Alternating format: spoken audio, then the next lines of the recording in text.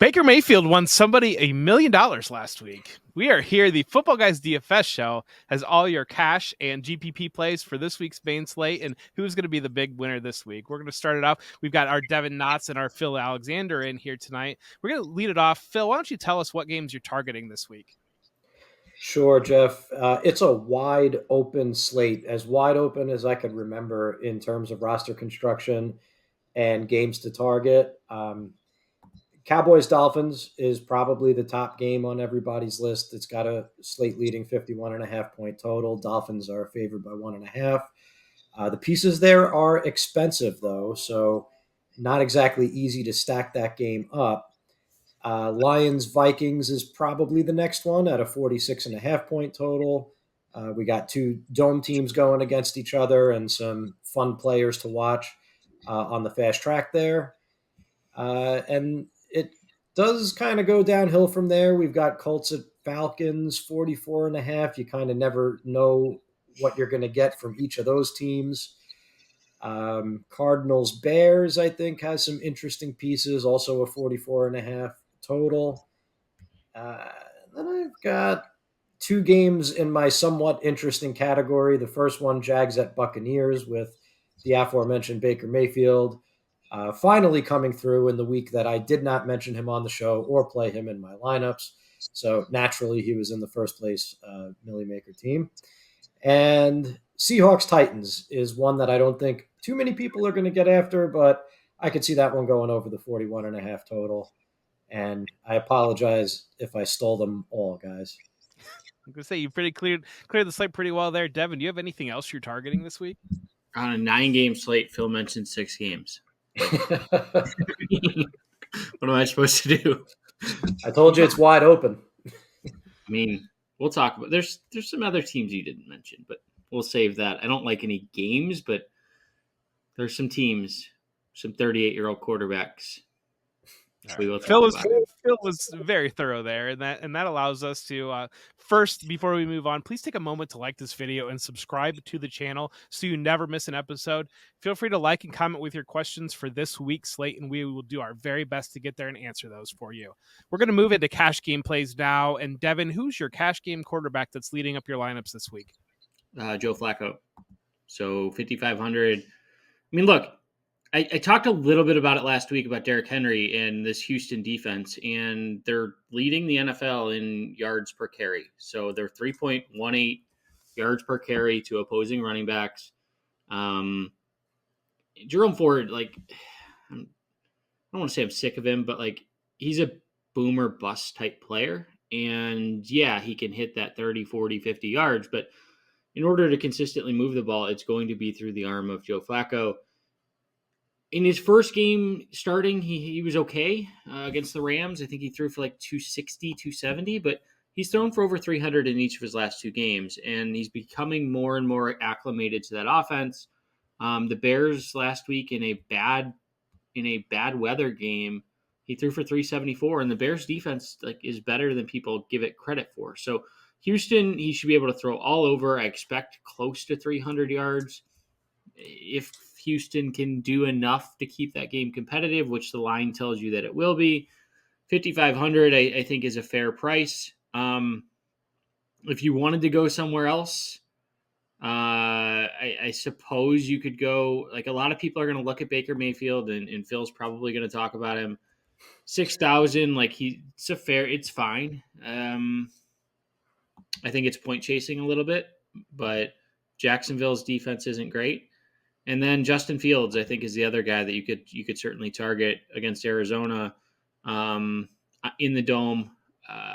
Fields had a bad game last week, but it was against Cleveland, who, with Denzel Ward, is a completely different defense than what it had been with him missing in those 3 games.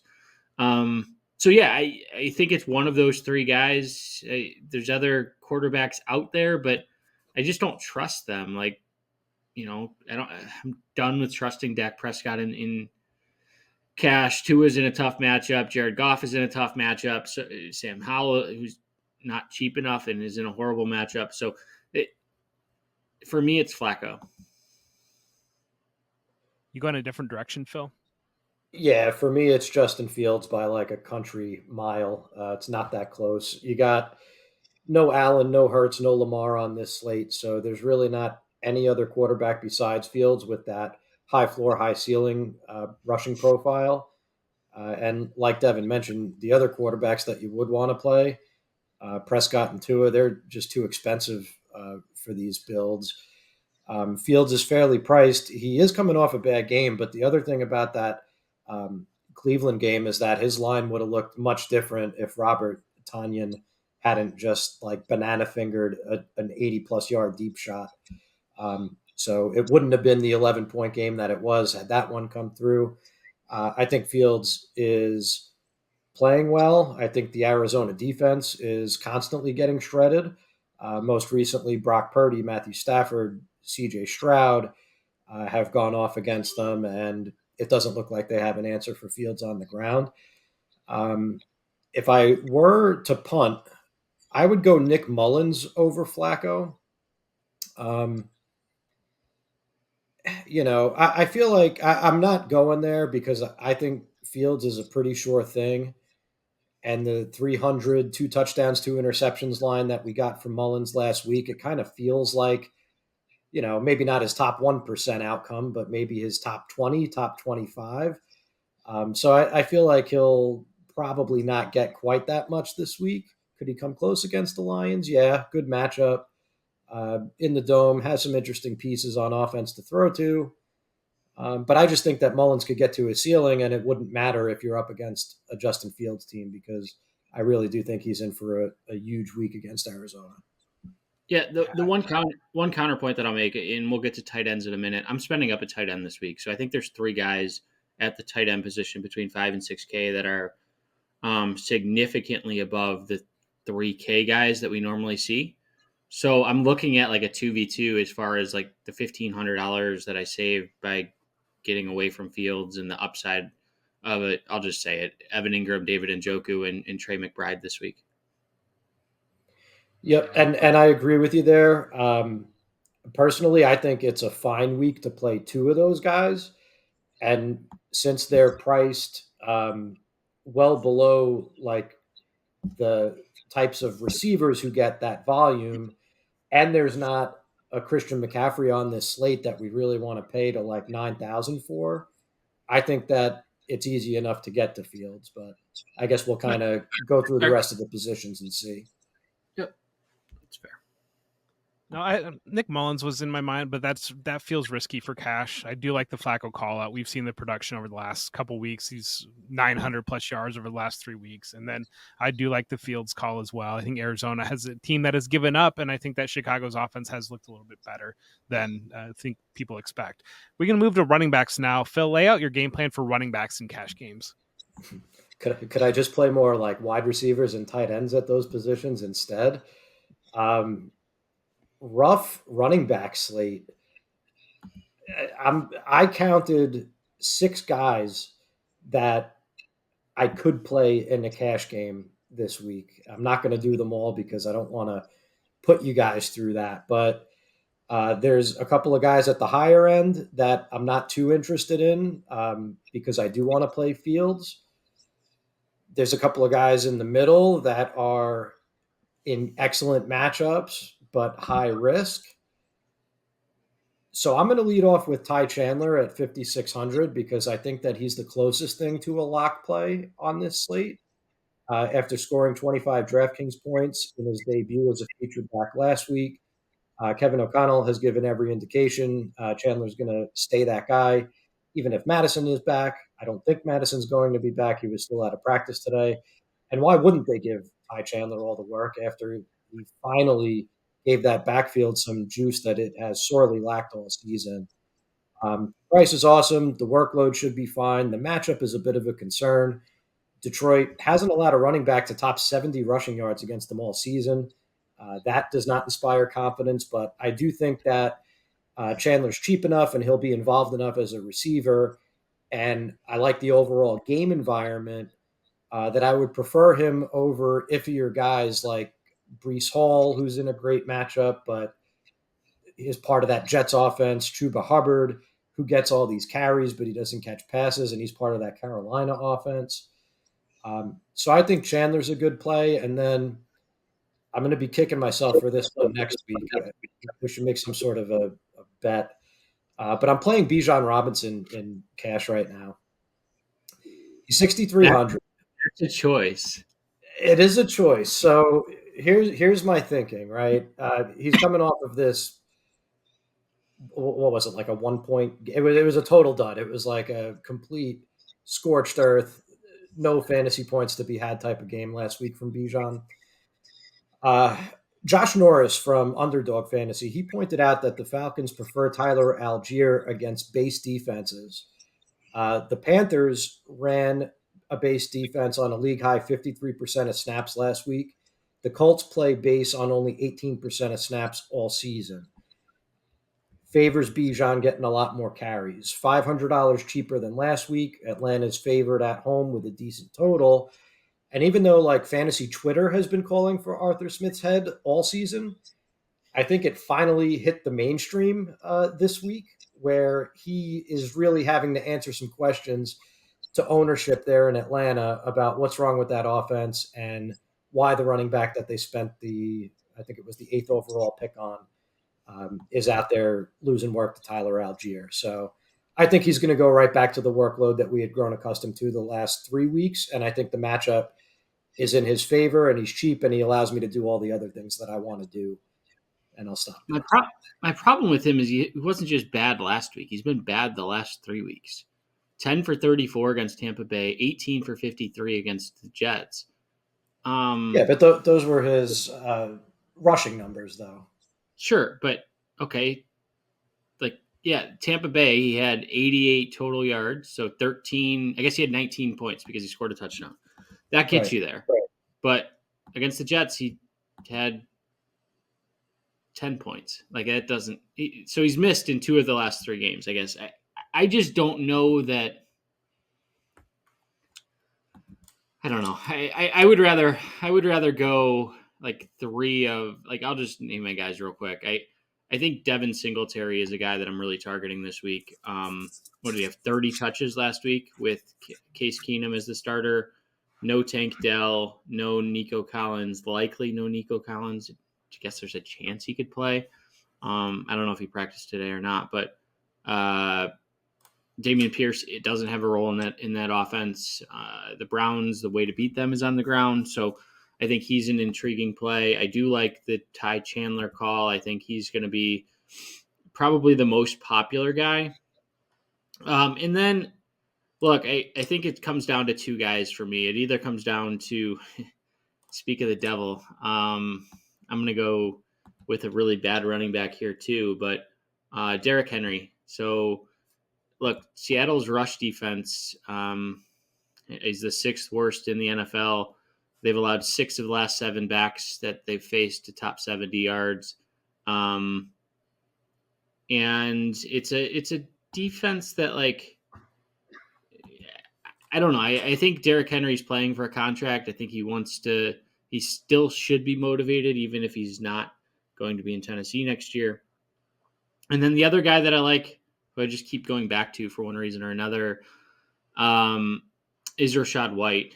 And Jacksonville's rush defense started off really hot, but they've been struggling over the last couple of weeks too. And Rachaad White just keeps getting touches. So Jacksonville over the last couple of weeks, they got torched by Baltimore last week. Gus Edwards, Keaton Mitchell, and Justice Hill top 150 yards combined. Jerome Ford and Kareem Hunt topped over 100 the week before, and then Joe Mixon and Chase Brown had over about 200 yards. So I think Rachaad White is certainly interesting. There's that darn dog again. No, I'm just joking. But probably would go White over Henry just because it feels safer. And I have a little bit of money to manipulate. But I've been burned a couple times by Bijan Robinson. I just can't go back there, to be honest. I hear your stat, And if I ran an NFL defense, I would just play base if you're going to put Tyler Algier in instead of Bijan. If you're really, if Arthur Smith is really going to do that, okay, Arthur, go beat me with Tyler or Tyler Algier. I'll go ahead and leave Bijan Robinson on the bench. But that's just kind of the way I look at it. But what about Chuba Hubbard? Did you mention him, Phil? Yeah, I did say that he's one of the names in that group that is kind of like lumped into this like 13 to 15 projected DraftKings points that I think you could definitely play. Yeah, Green Bay's rush defense is pretty terrible. Like, so they're bad. 21 points to Rachaad White, 25 to Saquon, 21 to Pacheco, 25 to David Montgomery, Jahmyr Gibbs combo. So, and then 37 to Jalen Warren and Najee Harris with a bad Austin Eckler game thrown in there, but he's been bad all season. So that's 5 of the last 6 games where they've been horrible, and Chuba has been pretty good. So I would go Chuba, Ty Chandler, and Devin Singletary. I think James Conner might enter that conversation as well at 5,900, just slightly above. But we saw him a couple weeks ago against Pittsburgh. He dominated the carries there.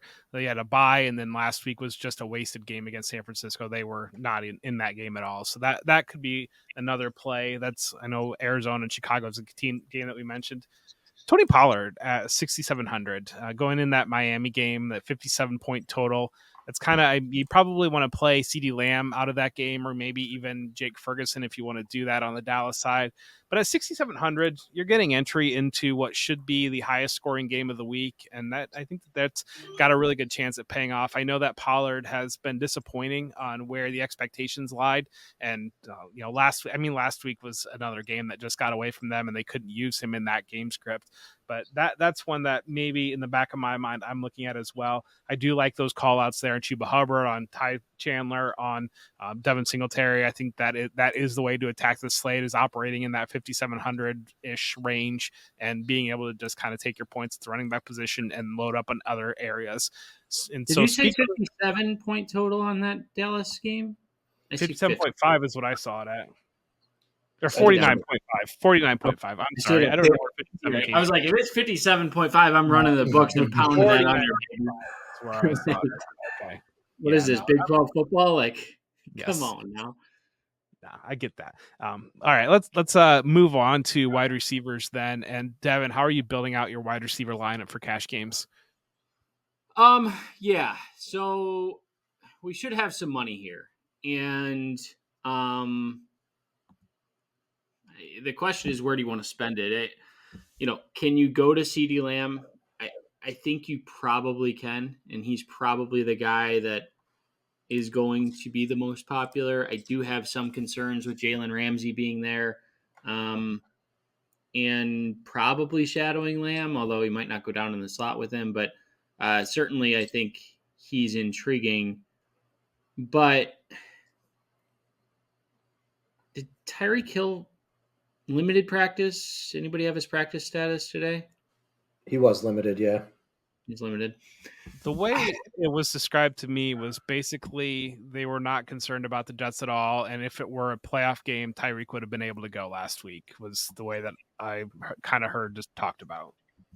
I think I prefer Tyreek Hill over CeeDee Lamb.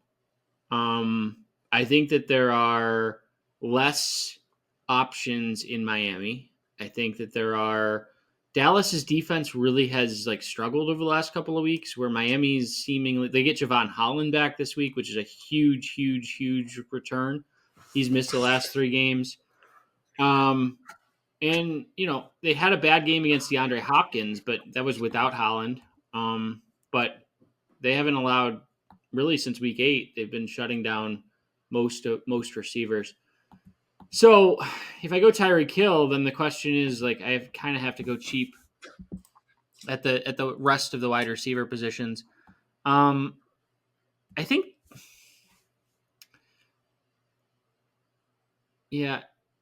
Tyler Lockett is somewhat intriguing against Tennessee. I don't really love him, but there's not a lot of guys in that mid-range that Terry McLaurin should be in an okay spot, especially if Jacoby Brissett starts, but it sounds like Howell is the guy there. which makes me not love that, and the matchup's pretty difficult. And then, going down further, if Christian Watson plays, but he has JC Horn that he has to deal with. I don't know. Phil, help me out here because I'll figure something out and look at my list. But right now it's like a bunch of just question marks. And I need to sort of filibuster until I can get past the Tyreek Hill, because I'd love to hear your opinion on it. Yeah, so by the end of the week, I could picture myself going with two cheap running backs like you had planned to, and trying to squeeze Tyreek Hill in if it appears he's all systems go. On my initial build, I didn't do that because I'm playing Fields. I wanted to go with DJ Moore because if I'm confident in Fields as a cash game play, I don't think that there's a path to him getting there without a good game from DJ Moore. Moore has 19 DraftKings points or more in 6 out of 9 games with Field this season, 4 over 25 points, 1 over 30, and 1 over 50. So the floor and ceiling are definitely there. The price is getting up there, but it's fair. And of course, he's got the same Arizona matchup that Fields benefits from. The other guy that I liked was Calvin Ridley. And I think that this is fine with or without Trevor Lawrence active. I'd prefer Lawrence over CJ Beathard, but Tampa Bay has proven again and again this year that their secondary cannot stop receivers of Ridley's caliber. And the people will get bored to death if I just started rattling off the box scores that some of these receivers have posted on Tampa Bay. It's a long one, but Ridley has 13 and 12 targets in each of his last 2 games, respectively. Zay Jones is now out in addition to Christian Kirk. I don't see Parker Washington, Tim Jones, Jamal Agnew. These guys are fine punts in GPPs, but they're not a threat to Ridley's volume. He's probably the best projected targets per dollar play on this slate, which is something that I do look at for cash games. And then for the last spot, I had Dontavian Wicks, 4,300, but that's awfully iffy, and it depends on a lot going right. We do need a value wide receiver, and I was thinking if Jaden Reed and Christian Watson are out, then sure, Wicks at 4,300 becomes a good play. Watson was back at a limited practice, so was Reed. So I don't know whether or not they're on track to play, but that's definitely one that I'm going to be watching. He led, or he does lead, all Green Bay wide receivers in yards per route run, and he now has more routes to run in theory if those guys miss. Okay, so I got my notes finally. My computer was now acting right. Couple guys. Drake London's been in really difficult matchups in 2 of his last 3 games. He faced Carolina, like I mentioned. I've been talking about them most of the season, but they have one of the best pass defenses in the NFL, and it's been even better with JC Horn back. He had 3 targets against that defense, and then he faced the Jets, and everybody struggles against the Jets. However, sandwiched between those 2 games, he had an 11 target, 172 yard game against Tampa Bay. This week, he gets a very favorable matchup, pretty favorable, against the Colts. They've been up and down, but it's not nearly as bad as those other 2 matchups, and his price is certainly depressed because of those because of those 2 bad games that he's had. I do like Calvin Ridley to all the points that Phil had mentioned. And then the other guy that I'll mention is Garrett Wilson. So, I mean, look, last week was a disaster, and it's really been up and down all season. But facing Washington, who is must start for wide receiver, so Benjamin St-Juste allowing the most receiving yards of any corner. And then what's funny is they benched Emmanuel Forbes, who was their first round pick, and they took Jartavius Martin, who's their second round pick. Didn't play from weeks 1 through 12, and now he's replacing the first round pick, and like expected, struggling, because normally if a second round pick is any good, they would be on the field much earlier than starting in week 13 for the worst pass defense in the NFL. So Garrett Wilson, I think, gets right. I don't really care. I would prefer Zach Wilson. I don't know if they've announced. Have they? Do you guys know if they've announced either Wilson or Simeon? Wilson is out, I believe. I think it's Simeon. Ruled out? Okay. So, I mean, Simeon's upside, I guess, is limited, but, I mean, it's fine. Whatever. If we're going to go Tyler Lockett at 5,600, why are we not just going to go Jackson Smith and Jigba at 4,500 to... Because I didn't have my notes, and you guys should just completely disregard my Tyler Lockett pick.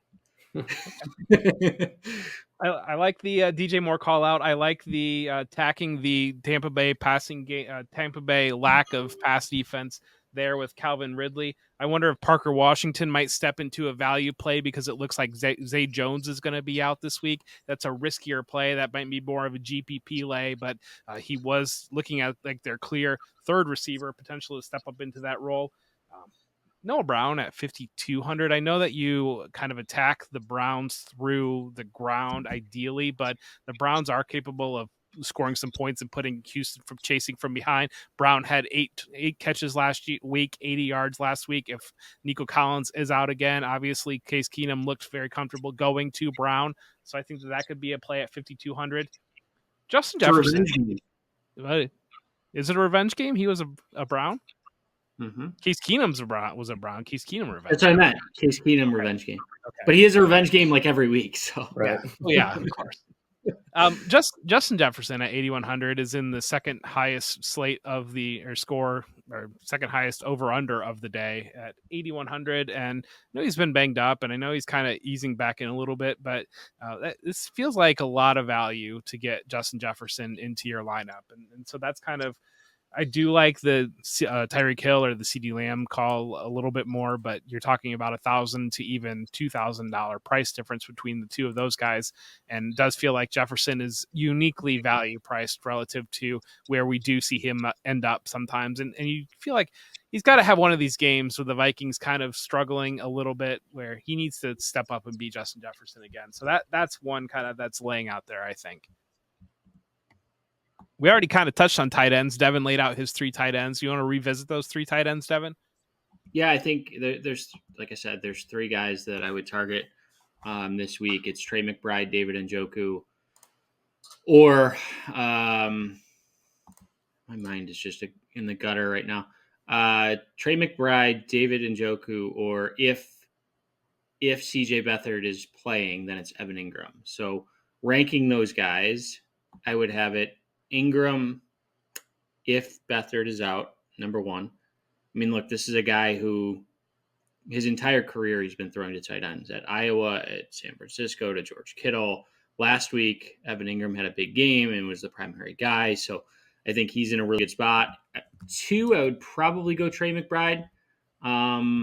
It's tight between him and Njoku. Njoku's been awesome, but I look at just overall weapons in Arizona, and it's less than what Cleveland has, even though Cleveland has Amari Cooper and David Njoku. And one thing I want to clarify, I got really lucky on the Elijah Moore call. Like, looking back at that was a really bad take. I got lucky that he had a concussion. Amari Cooper had a concussion that game, and a lot of the volume is just going to Cooper and Njoku. So it's splitting hairs between those two. I think if Trevor Lawrence plays, I would put Ingram last. If Beathard plays, I would have Ingram first, and I would have McBride second, and then David Njoku very, very close third. You got anything different, Phil? Not really. I would only point out, just to drive the point home, that Njoku is 5,300. Romeo Doubs is 5,300, right? Trey McBride is 5,700. Guys in that slot get a little bit more interesting at receiver and running back, but it's those Chuba Hubbards attached to the bad offenses, and Tyler Lockett, who is kind of like playing whack-a-mole to pick his good game. Terry McLaurin has one good game all season, and it's not with the guy who's starting for Washington next week. So I just feel like I think it's either tight end or running back. I think the touchdown equity for the running backs is significantly more. But we'll get into GPPs in a second. I have no issue playing 2 tight ends in a GPP. I do have a little bit of an issue just because of that. It feels safer because of more touches with the running backs, because we have those 3 guys that we mentioned in Singletary, Hubbard, and Chandler in that same range. It feels a little bit safer because they are still tight ends, but I get your point. I mean, these guys are getting targeted, though, like wide receivers, and they're priced like tight ends, in McBride's case, anyway. But even in Njoku with Flacco, I'm not scared to pair them up in a cash game. Yep. Yeah, I think it's hard to pivot off any of those tight ends. I mean, I think you're losing. I think you're losing so much value if you go down to like the Kate Ottens or like those 3 to 4Ks. And how long have we been doing the show? I mean, it's been like 8 years, and this is like the first week where we don't have a single name that we're not recommending sub 4K. I just can't. I can't get there. The only one that I would say is defensible would be Tucker Kraft at 3,700, especially if a couple of those Green Bay guys that I mentioned were out. Don't like the matchup at all against the Carolina pass defense, but he's been producing. He's going to be on the field, and they're not going to have too many pass catching weapons. So if looking those guys are out, I would agree. But right now, it looks like they're going to play. Yeah, I agree. Yeah. All right. Make sure to head to footballguys.com/plans to become a Hall of Fame subscriber. Hall of Fame subscribers get access to all DFS content for less than $20 monthly or $95 annually. Just kind of load that up, be ready to go next year. We're going to have a lot of content coming through you, shifting away from DFS once we're kind of out of the season. But Football Guys is definitely going to be hitting content all off season to provide value on your plans. And so make sure to subscribe. And thank you for all your support throughout the year. It's been fantastic. We're going to move to yeah. If you got eliminated in your football league, we offer monthly subscriptions too. So if you just want to just start playing a little DFS, give us a shot. It's like 15 or 20 bucks. Like it's nothing compared to what other sites are charging on a monthly basis. So it gets you through January 21st, which is like right around the AFC Championship game. Not a bad deal. The way Devin's cash games have been working, you can double up that money and pay for that subscription in no time at all. Thanks for teaching me. I really appreciate that. I'm going to lose every week from here on out, but we're going to try not to. But we are like 11-4 on the year in terms of cash game, so we're having a good year. All right, let's do some GPP plays. Phil, what are your quarterbacks for GPP this week? It's so gross. I just want to stick with the Justin Fields chalk and go from there. But I'll probably do some Dak and Tua stuff just to get some stacks to that high total game. But really, it's the year of the crusty, also ran quarterback, right? And I think we have a new one stepping into the arena this week with Ryan Tannehill.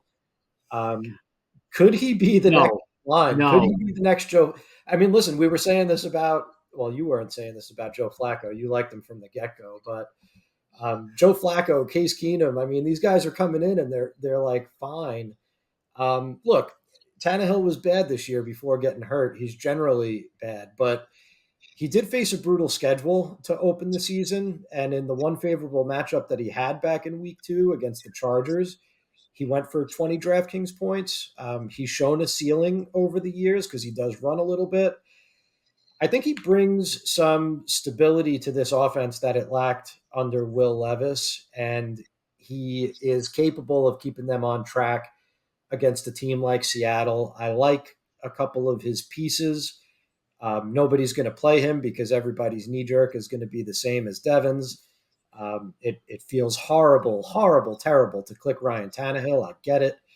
But I'm going there. I kind of like this game, and I like it from the Tannehill side. No comment. What you got, Devin? I mean, if you would have said Baker Mayfield, I would have been more okay with that. Yeah, I think there's a big difference between Joe Flacco and Ryan Tannehill. I mean, even I talked a little bit about it in Tannehill or Flacco's last it was like last five of his last 6 games, he had thrown 275 or more, even with the Jets. And he's kind of like Eli Manning. He doesn't look pretty, but he gets about close to 300 yards every time he steps on the field. If you want to go cheap, I don't mind CJ Beathard at 5,100. Tampa Bay's pass defense is horrendous. It's allowing the second most fantasy points to the position. Easy stacking targets, right? So we talked about all those Parker Washington and Tim Jones, and these just like, I'll just call them below average, just to be nice because it's the holiday season. But it's Calvin Ridley and it's Evan Ingram. So I think if Beathard starts, he's fine. I think he could be this week's Nick Mullins. Dak certainly is always difficult to project. I think he's been very up and down, but you know where he's going, and it's CeeDee Lamb or even Brandon Cooks could be a sneaky way to differentiate yourself in that game. You could go like Dak, Brandon Cooks, and Tyreek Hill as a nice little stack. And then Joe Flacco, like I talked about, I think he's still, for some reason, going way undervalued and way underlooked. Houston's run defense, people just, I don't know what they're looking at. Like my numbers are just, I'm looking at different things, but they're good. And it's a defense that you have to pass on. So the only concern there would be whether Houston can score enough points to make that force the Browns to throw the ball. But Fields, I think he's going to get close to 17 to 20% when it's all said and done. We've seen consolidation in roster percentages at those different guys get high this week or this year. Like Kyron Williams got extremely high last week, higher than most people projected. But I think he's fine. I just don't think he's like a must target. Seattle quarterback, can I just do a placeholder? Seattle quarterback, whoever it ends up being. We saw that great drive last week from Drew Lock, the way that they were able to come back and win that game. Or Geno Smith, whoever it is, going up against a Tennessee defense that is very, very exploitable through the air. I think that's an interesting play. Geno Smith at 5,800, Drew Lock at 5,100. Obviously, Lock would open up a little bit more in your lineup there. Gardner Minshew at 5,900, 3 touchdown passes last week against the Steelers. The Falcons defense has been better, but they're switching to Taylor Heineke this week. And I think turnovers could be served up by Heineke. We've seen that in the past, and that could be an opportunity where the Colts look, they're playing really good football. It looks like we're going to have Michael Pittman back. We're going to have Jonathan Taylor back. So the complement of weapons there. So Gardner Minshew at 5,900 kind of enters the conversation a little bit in my mind. Okay. Time for running backs now. Phil, what are your running back GPP darts that you got? Yeah, this running back position is vexing me this week. I had a lot of guys I was considering for cash. It makes me wonder if like the highest rostered running back this week is going to top like 25%, which is very different than what we've seen in recent weeks. Like Devin said, last week Kyron Williams and Christian McCaffrey were both heavily owned, and most weeks, there is one running back that seems to get up there. This week, I'm not so sure. Jonathan Taylor, 7,200. He should be coming back this week. He was in full today at practice. I feel like he's either going to like 2x his salary or lead all running backs on the slate in fantasy points. So in that scenario, his median outcome doesn't kill you, and his ceiling outcome is GPP winner.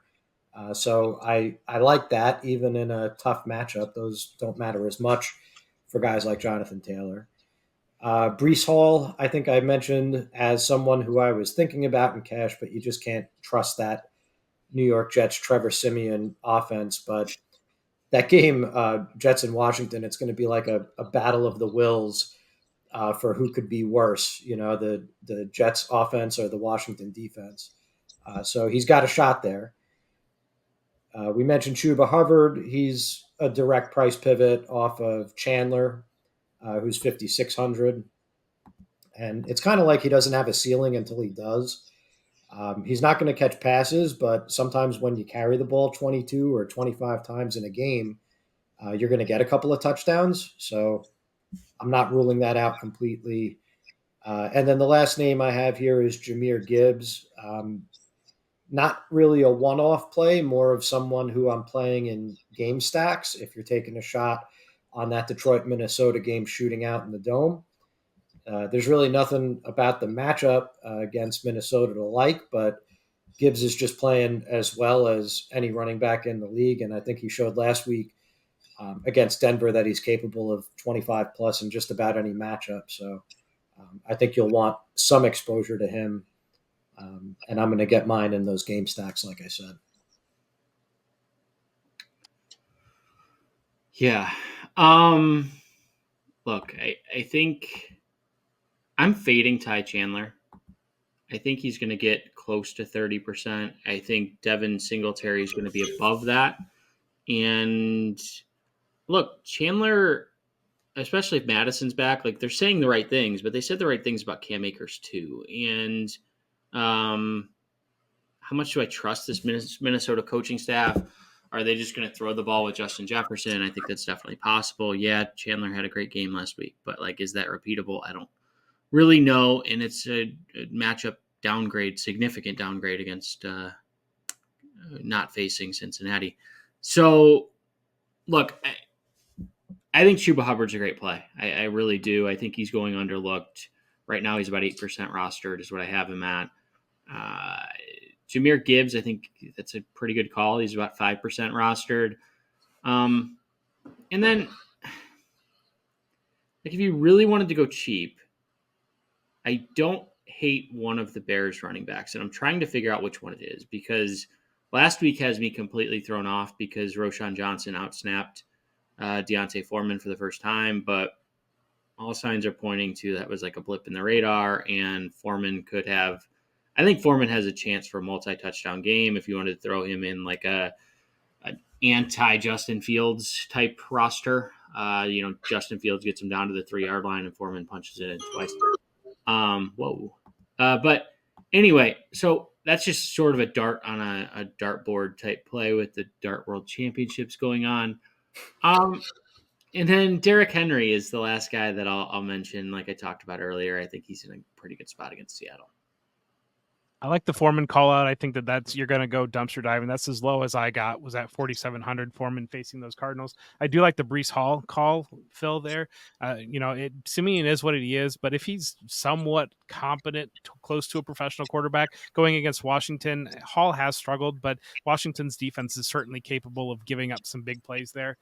Aaron Jones at 6,400 going up against Carolina. We talk about the injuries with the Green Bay wide receiver core. Green Bay's lost their last 2 games. They desperately need to get a win.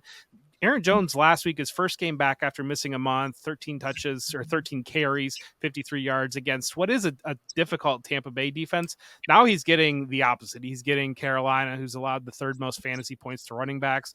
I think that's an opportunity for Aaron Jones to kind of maybe have a game that reminds you how good Aaron Jones is. And so that's one at 6,400 I kind of like. Wide receivers, Devin, where are you looking at wide receivers this week? Mike Evans going up against Jacksonville. I mean, look, Evans, has there been a player who, like, I know Joey Wright is like all over it, but every week he says he's a Hall of Famer, which just makes me laugh because he's not. But I hope Joey listens to this. Look, Evans has as much upside as just about anybody in the NFL. He's had, 162 yards against this Carolina, a very good Carolina defense, 143 against Tennessee, 171 against the Bears, on a week where a lot of the roster percentage is going to consolidate at CeeDee Lamb and Justin Jefferson and Tyreek Hill. I think will get popular by the end of the week. He's not right now, but I think he will. Evans is in a pretty good spot. I mean, he's 7,600. You save $500 off of Justin Jefferson. Jefferson's not a bad play, but he's probably going to be about 30 to 35% because he is at a significant discount compared to what Justin Jefferson normally is at. DJ Moore, we talked a little bit about him. I think he's in a really good spot, especially with Justin Fields. DeAndre Hopkins, 6,100, going up against Seattle. So if you like Ryan Tannehill, you better like DeAndre Hopkins because He's all they got unless Traylon Burks catches a long touchdown there. And then, I mean, I don't know. Amon-Ra St. Brown's sort of going under the radar. 8,200. He's not going to be as popular as some of those other guys, again, just because of like some of the weird pricing with he's $100 more than Justin Jefferson, and people are going to have a hard time clicking that name. So going up against Minnesota, which Minnesota's defense in general is pretty good, but we saw T. Higgins have a massive game last week. Drake London I talked about, Garrett Wilson I talked about, so all of those things rinse and repeat. And then the last name I'll throw out Amari Cooper. So 6,400. He's a perfect stack, especially if you want to go off of Njoku. 77 yards 2 weeks ago, and then he had over 100 last week. So he's certainly a guy who is the focal point of this offense, and is like, I think the Browns come out and throw the ball all over the place. So he's 22 targets in his last 2 games. What do you have, Phil? Not a whole lot that Devin didn't cover. I agree that Tyreek Hill's ownership is going to climb. There was a minute there where I thought this might be, and it still might be, the lowest that we're going to get him all year, just because some people are a little nervous about that ankle. But for a GPP, we're talking high risk, high reward is what we're looking for. We want first place, so I think you could overweight the field there. Evans was also on my list. People just never want to play him. He's having such a fantastic year. And what are the odds that like Baker Mayfield would have the game of his life and Evans would put up 4 for 57? I feel like there's a course correction coming there. And I also had Garrett Wilson. I wouldn't go there in cash, but I do like it in GPPs, just betting on the talent against those less talented Washington defenders. And he's also got a little bit of a squeaky wheel thing going on. I do pay attention to the New York media because I'm a Jets fan, and he was pissed that he didn't get targeted until like the third quarter last week. So I think they're going to come out with a game plan that features him. And then the only guys that Devin didn't mention would be the Seattle receivers, and I'll just kind of lump them all in: DK Metcalf, Tyler Lockett, and Smith and Jigba. I don't think that people are really going to want to play them too much. They'll all be kind of middling owned, but we know the deal with Tennessee. They're hard to run on, much easier to pass on. We saw it with Noah Brown last week, catching passes from Case Keenum. So if you like that game, which I do, then I think that you have to like those Seattle receivers. Chris Godwin. Last week had a great game, 10 catches. There was a nugget that I saw a couple weeks ago that basically the Buccaneers said that they wanted to get Godwin more involved, that they kind of were like, why did he disappear from the offense? And we want to get him the ball more. And they showed that last week. So that's kind of a pivot off that Evans play. I do like that Evans play. I don't have much more to add there. We can touch on tight ends, but I have a feeling that we kind of covered that pretty strongly in the cash game section, that there's just not a lot of pivot at tight end. But do you guys have anything else at tight end that you're looking at? I do. I think TJ Hawkinson is in an actual revenge game. So there's revenge games, and then there's like the type of revenge game where Detroit traded him away because they didn't want to pay him. So that was like that's a revenge game. I think he's going to go out there with a purpose. He had his usual target volume with Nick Mullins under center last week, and I do remember quite a few Mullins Kittle blow up games in the distant past. So I don't think we could rule out Hawkinson as Minnesota's top receiver this week, and he's obviously going to get overshadowed in that price range by McBride and Njoku. And the other guy that I like is Jake Ferguson at 4,900. He's going to be the cheapest, heavily involved piece of the game with the week's top total. Middling roster percentage, solid touchdown equity, just a good pivot off the chalk who could easily score with or outscore those guys. Yeah, the only name that I have is Dalton Schultz. So with all the Texans injuries and with Case Keenum like arm strength is not necessarily his strong suit. He's a game manager. He's been around forever, which is weird because he was unbelievable in college. But Schultz had 4 for 58 last week. And yeah, Noah Brown had a great game. But if Denzel Ward locks down Noah Brown, you could see them throwing to either Singletary or Schultz or both. And I think Schultz is in a good spot this week. That moves us over to stacks, our favorite stacks of the week. And Devin, you want to lead us off? What is your favorite stack of the week? I don't think this is going to be a surprise to anybody, but it's Joe Flacco, David Njoku, and then run it back with either Devin Singletary or Noah Brown. I think 5,500 is still – there's something weird with his pricing model that it continues to – I don't know if it's still factoring in his Jets days or whatnot, but I think this is the last week we see Flacco this season at a cheap price. Yeah, Phil. I gave it away already. Tannehill, Hopkins, and then you could do Treylon Burks or Chig Okonkwo for cheap. That's your favorite? That's my favorite. And then bring it back with a Seattle receiver. Or you could do it the other way, like Jeff alluded to. You could go Geno with Metcalf or Lockett and JSN. So 2 Seattle receivers, and then bring it back with Hopkins. Do that one. Okay. Yeah, do that one, guys. Mine's going to be Justin Fields, DJ Moore, and Trey McBride bringing it back. I just think there's so much exploitable there. I know the pricing is a little bit higher, especially on Fields, but I think that you have a lot of exploitable production given Fields' ability to add on the run game and given the target volumes that we see for both DJ Moore and Trey McBride. You can bring that back there. And so I like that quite a bit. You have to get a little bit aggressive with cheaper options in the rest of your lineup to make that work. But that is my favorite one for this week. But speaking of getting aggressive with cheaper options in the rest of your lineup, the discount play of the week. And Phil, what's your discount play of the week? I'm going completely off the board because projections absolutely do not like this play or think it's sneaky. They just think it's bad. But wait. The guy who likes Ryan Tannehill is now giving us a bad play. I can't wait. I can't wait to hear this.